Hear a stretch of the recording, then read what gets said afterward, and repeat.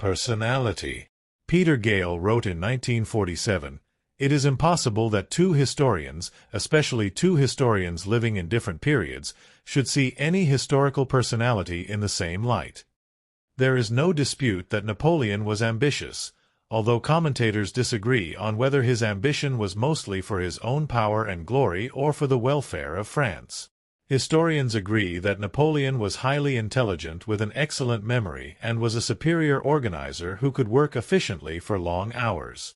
In battle, he could rapidly dictate a series of complex commands to his subordinates, keeping in mind where major units were expected to be at each future point. He was an inspiring leader who could obtain the best from his soldiers and subordinates. Arthur Wellesley, 1st Duke of Wellington, said his presence on the battlefield was worth 40,000 soldiers.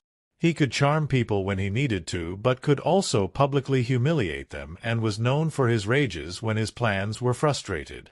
Historian Macklin sees him as a misogynist with a cruel streak which he often inflicted on women, children, and animals.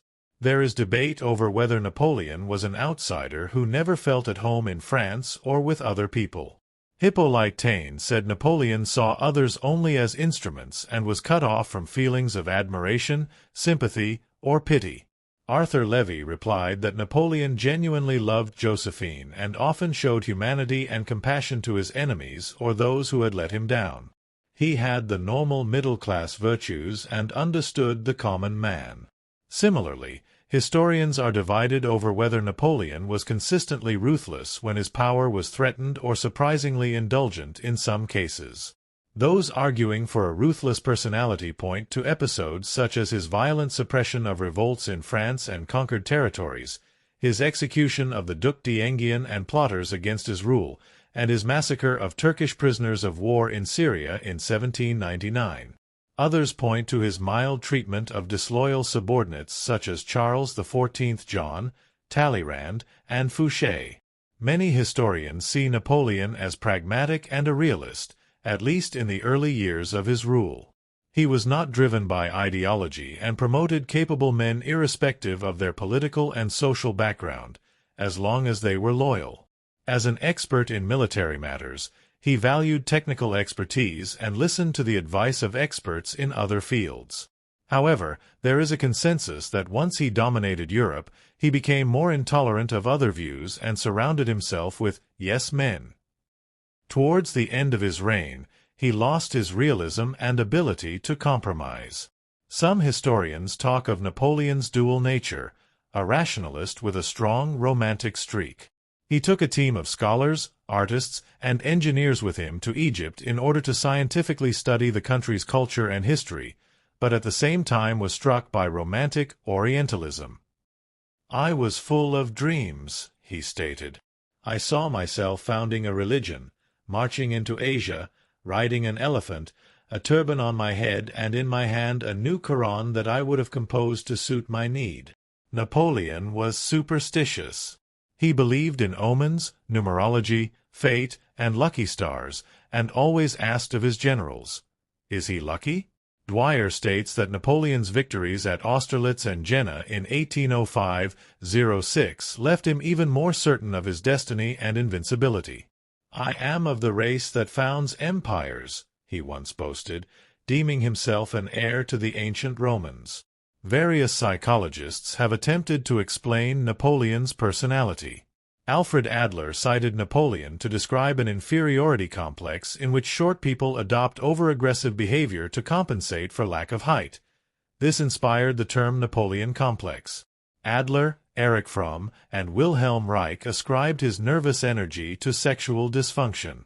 Harold T. Parker speculated that rivalry with his older brother and bullying when he moved to France led him to develop an inferiority complex which made him domineering. Appearance and image. Many of those who met Napoleon were surprised by his unremarkable physical appearance in contrast to his significant deeds and reputation. In his youth, he was consistently described as small and thin. English painter Joseph Farrington, who met him in 1802, said, "Samuel Rogers stood a little way from me and seemed to be disappointed in the look of Napoleon's countenance and said it was that of a little Italian." Farrington said Napoleon's eyes were lighter and more of a gray than I should have expected from his complexion, that his person is below middle size, and that his general aspect was milder than I had before thought it. A friend who first met him as a young man said Napoleon was only notable for the dark color of his complexion, for his piercing and scrutinizing glance, and for the style of his conversation. He also said that Napoleon was serious and somber. Johann Ludwig Wurstenberger, who accompanied Napoleon in 1797 and 1798, noted that Bonaparte was rather slight and emaciated-looking. His face, too, was very thin, with a dark complexion. His black, unpowdered hair hung down evenly over both shoulders, but that, despite his slight and unkempt appearance, his looks and expression were earnest and powerful. Denis Davidoff considered him average in appearance.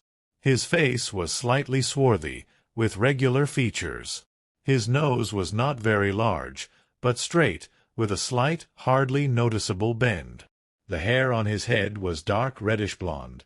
His eyebrows and eyelashes were much darker than the color of his hair, and his blue eyes, set off by the almost black lashes, gave him a most pleasing expression.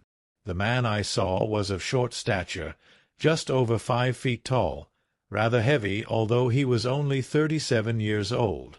During the Napoleonic Wars, he was depicted by the British press as a dangerous tyrant, poised to invade.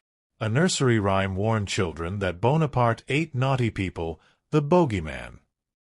He was mocked as a short-tempered small man and was nicknamed Little Boney in a strong fit. In fact, at about 170 centimeters, 5 feet 7 inches, he was of average height. In his later years, he gained weight and had a sallow complexion. Novelist Paul de Kock, who saw him in 1811, called Napoleon yellow, obese, and bloated. A British captain who met him in 1815 stated, "I felt very much disappointed, as I believe everyone else did, in his appearance. He is fat, rather what we call pot-bellied, and although his leg is well-shaped, it is rather clumsy. He is very sallow, with light gray eyes, and rather thin, greasy-looking brown hair, and altogether a very nasty, priest-like-looking fellow. He is often portrayed wearing a large bicorn hat, sideways, with a hand-in-waistcoat gesture, a reference to the painting produced in 1812 by Jacques-Louis David.